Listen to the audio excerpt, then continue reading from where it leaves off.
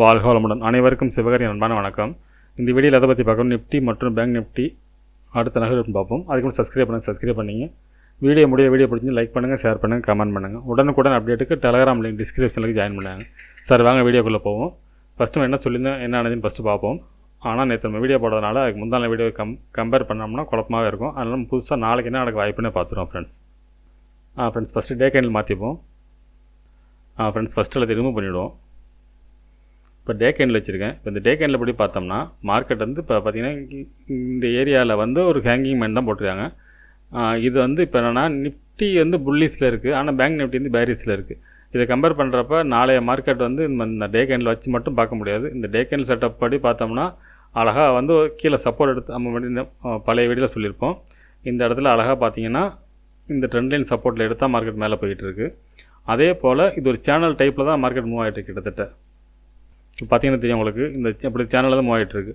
அதன்படி பார்த்தோம்னா இந்த ஆல் டைம் ஹை இருக்குல்ல 22,794 இந்த ரேஞ்சு தொடுறதுக்கான வாய்ப்பு அதிகம் ஃப்ரெண்ட்ஸ். தொட்டப்புறம் தான் மார்க்கெட்டில் செல்லிங் வர வாய்ப்பு இருக்குது மாதிரி தான் தெரியுது ஃப்ரெண்ட்ஸ்.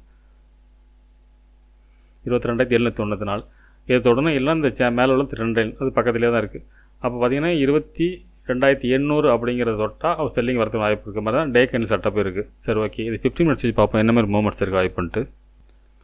ஃப்ரெண்ட்ஸ் பார்த்தீங்கன்னா 15 மினிட்ஸ் வச்சுருக்கேன்.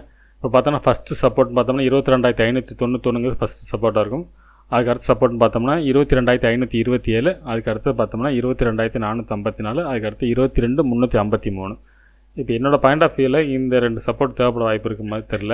இதுக்கு முன்னாடி ரெசிஸ்டன்ஸ்னு பார்த்தோம்னா 22,707, அடுத்தது 22,794, அதுக்கு அடுத்து பார்த்தீங்கன்னா 22,800 அப்படிங்கிற ரவுண்ட் ஃபிகரில் ஒரு சப்போர்ட் போட்டுப்போம்.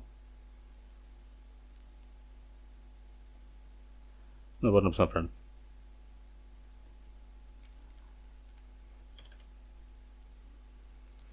ஓகே, இப்போ என்ன மாதிரி மூமெண்ட்ஸுக்கு வாய்ப்புன்னு பார்த்தோம்னா என்னோடய பாயிண்ட் ஆஃப் வியூவில் மார்க்கெட் வந்து மேல் நோக்கி போகிறது தான் வாய்ப்பு அதிகம். இந்த ஏரியா தொட்டால் மட்டும்தான் செல்லிங் வர வாய்ப்பு இருக்கும். இந்த இடம் தொட்டால் நிச்சயம் செல்லிங் வரது வாய்ப்பு ரொம்ப அதிகம் ஃப்ரெண்ட்ஸ். இந்த இடம் தொட்டுறது இப்போ அதாவது 22,800 தொட்டால் தான் செல்லிங். அதுக்கு இடையில் என்ன தான் இறங்கினாலும் மார்க்கெட்டை பொறுத்தவரை பையிங் தான் இருக்கும் வாய்ப்பு. மார்க்கெட் வந்து ஒருவேளை ஓப்பன் வந்து இப்போ டவுனில் இருக்குது அப்படின்னா 22,450 ஓப்பன் ஆனிச்சு அங்கேருந்து மார்க்கெட் மேல் நோக்கி தான் போகும். எப்போ மார்க்கெட் வந்து இறங்க வாய்ப்புன்னு பார்த்தோம்னா இந்த 22,350க்கு கீழே இறங்கினா வேணால் இறங்கிறது வாய்ப்பு இருக்கும். அப்படி இல்லாத பட்சத்தில் மார்க்கெட்டை பொறுத்தளவுக்கு அப்சைடு போகிறதுக்கான வாய்ப்பு தான் அதிகமாக தெரியுது ஃப்ரெண்ட்ஸ் நிஃப்டியை பொறுத்தளவுக்கு.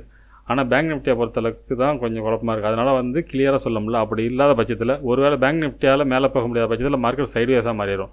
எந்த ரேஞ்சுன்னு பார்த்தீங்கன்னா மார்க்கெட்டை பொறுத்தளவுக்கு இன்றைக்கி போன இந்த ஹை இதுலேயும் ஒரு ரெசிஸ்டன்ஸ் லெவலே போட்டோம் நம்ம. அதாவது 22,630க்கும் அந்த 22,527 இந்த ரேஞ்சுக்குள்ளே வேணால் சைடுவேஸ் இருக்கலாம். ஒன்று இந்த ரேஞ்சுக்குள்ளே சைடுவேஸ் இருக்கும். இது பிரேக் பண்ண பட்சத்தில் மார்க்கெட்டை பொறுத்தளவுக்கு 22,800 வரைக்கும் போகிறதுக்கான வாய்ப்பு அதிகம் ஃப்ரெண்ட்ஸ். அதே சமயத்தில் நம்ம செல்லிங் எதிர்பார்க்குறது வந்து இந்த இடம் வந்தால் தான், அதாவது 22,350 கீழே மட்டும்தான் இறங்கிறது வாய்ப்பு. அப்படி இல்லாத பட்சத்தில் என்ன தான் இறங்கினாலும் மார்க்கெட் மேல் நோக்கி போகிறதுக்கான செட்டப் தான் நிஃப்டியை பொறுத்தளவுக்கு இருக்குது. ஆனால் நிஃப்டியும் பேங்க் நிஃப்டி ஈவனாக இல்லாதனால தான் மார்க்கெட் வந்து ஒரு சைடுவேஸில் போகிறதுக்கான வாய்ப்பு அதிகம். எப்பவுமே ரெண்டு ஈவன் இல்லாத பட்சத்தில் மார்க்கெட்டை பொறுத்தளவுக்கு இது மேலே போகிற மாதிரி போகும். நிஃப்டி பேங்க் நிஃப்டி கீழே எடுக்கும், பேங்க் நிஃப்டி கீழே எடுத்து இது மேலே எடுக்கும். மாற்றி எழுத்திட்டு இருந்துச்சுன்னா ஒரு சைடுவேஸில் தான் ஃப்ரெண்ட்ஸ் முடியும். சரி ஓகே, இப்போ கிளியராக சொல்ல முடியாத காரணம் என்னென்னா பேங்க் நிஃப்டி கிளியராக இல்லை. ஆனால் நிஃப்டியோட என்னோடய பாயிண்ட் ஆஃப் வியூவில் நிஃப்டி வந்து மேலே போகிறதுக்கான வாய்ப்பு அதிகம். சரி ஓகே, பேங்க் நிஃப்டியை பார்ப்போம். ஃப்ரெண்ட்ஸ் பேங்க் நிஃப்டியோட சார்ட் வச்சுருக்கேன். ஃபஸ்ட் எல்லாத்தையும் ரிமூவ் பண்ணிவிடுவோம். இப்போ நம்ம டே கேண்டில் வச்சு பார்ப்போம் என்ன மாதிரி மூமெண்ட்ஸ் இருக்க வாய்ப்புன்ட்டு. ஃப்ரெண்ட்ஸ் பார்த்தீங்கன்னா டே கேண்டில் வச்சுருக்கேன். இப்போ பார்த்தோம்னா இதே இந்த ட்ரெண்ட் லைனில் தான் சப்போர்ட் இந்த மார்க்கெட் வந்து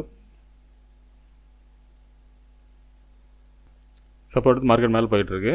இப்போ திருப்பி இன்றைக்கி வந்து இது தொடர்ந்து வாய்ப்புன்னு பார்த்தோம், ஆனால் தொடரல. ஆனால் பார்த்தீங்கன்னா இந்த 2 நாளாக பார்த்தீங்கன்னா இந்த கேண்டில் இந்த ஹை தாண்டவே முடியல. அந்த ரெட் கேண்டிலோடு சொல்லியிருந்தோம். இதுக்கு மேலே திருப்பி போட்டுறேன்.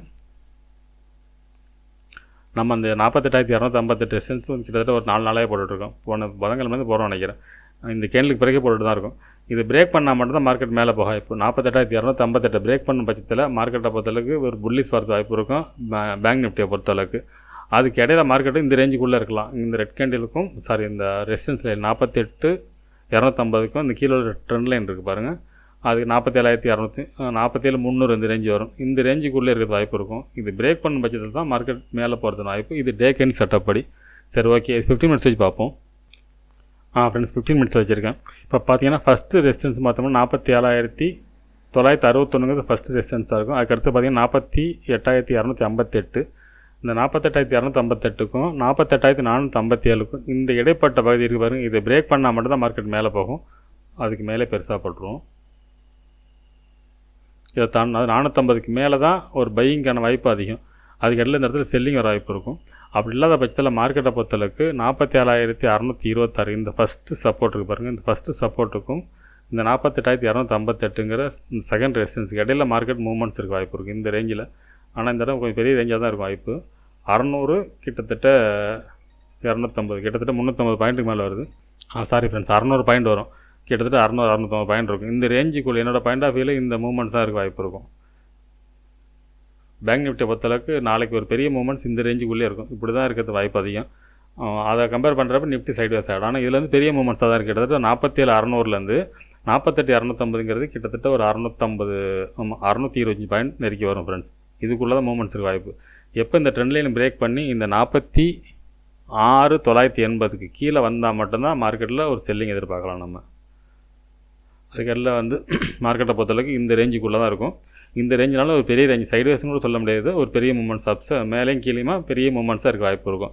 எப்போ 48,450 தாண்டினா மேலே போக வாய்ப்பு இருக்கும். ஒருவேளை கேப் அப் இருந்துச்சுன்னா மேலே போக வாய்ப்பு இருக்கும். அதாவது 48,450க்கு மேலே கேப் அப் இருக்கணும். இருந்து ஃபஸ்ட்டு 5 மினிட்ஸ் இந்த சப்போர்ட் ரெசிஸ்டன்ஸ் லெவலில் பிரேக் பண்ணால் மேலே போகும். அப்படி இல்லாத பட்சம் திருப்பி இறங்கி இந்த ரேஞ்சுக்குள்ளே இருக்கிறது வாய்ப்பு இருக்குது ஃப்ரெண்ட்ஸ். இது பேங்க் நிஃப்டி கிளியராக இந்த ரேஞ்சில் இருக்குது. நிஃப்டியை பதில் கிளியராக பையிங் தான் இருக்குது. இருந்தாலும் பேங்க் நிஃப்டியால் பெருசாக போக முடியாதனால நிஃப்டி ஒரு ரேஞ்சுக்குள்ளே இருக்கிறதுக்கான வாய்ப்பு அதிகம் ஃப்ரெண்ட்ஸ். சரி, ஓகே ஃப்ரெண்ட்ஸ், நம்ம அடுத்த வீடியோவில் சந்திப்போம். நன்றி, வணக்கம்.